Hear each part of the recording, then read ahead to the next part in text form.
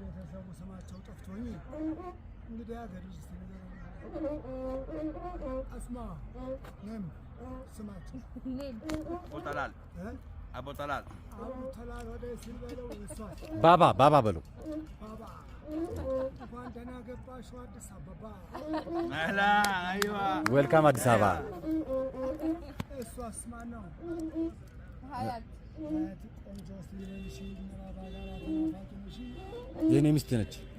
አዎ የኔ አህመድ እኔማ አህመድ የጥቅም ፍጭ ነው ስሙ በሳጫያትን ሲያታው ባለመነ ጽሩ ማን በየልቀው አሊ ሻሊ እኔማ ሻሌ ትልቅ ሰው ልጅ ጓደኞቹ ጋር